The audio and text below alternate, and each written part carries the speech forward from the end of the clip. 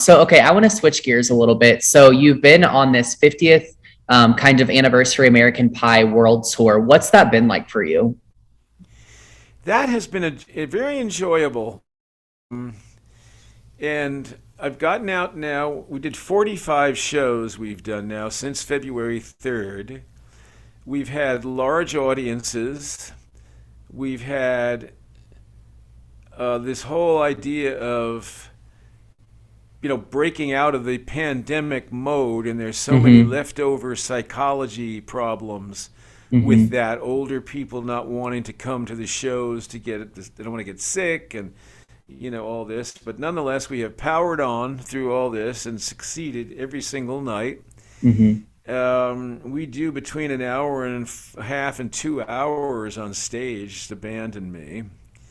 And we have an endless supply of songs I've written, as well as a lot of very famous songs that we do. Yeah.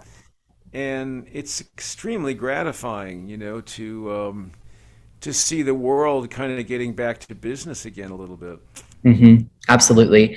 Okay, now tell me a little bit. I understand there's this new children's book called American Pie the Fable. What do people need to know about that? Well, that is the first in what will be a series of children's books written by a lady named Judy Proffer, using my biographical details and the song as just a stepping off point to create a whole other, like a fantasy, if you will, Hmm. about a little paper boy named Donny Boy, who delivers papers Yeah. and has an interior life, and it's lovely lovely illustrations.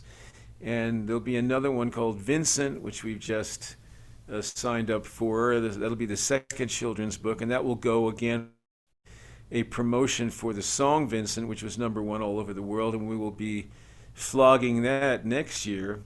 We're looking at an hour-long documentary on MTV for that song. Very cool. That's awesome. Okay, so Don, my final question for you is I just want to know, we touched on this a little bit at the beginning. How does it feel for you personally to know that some of your music still, all this time later, is having massive success and impact on multiple generations? Um, well, I could tell you, I know I'm not going to be forgotten. And it's very Hmm. easy to be forgotten, even if you're a big star.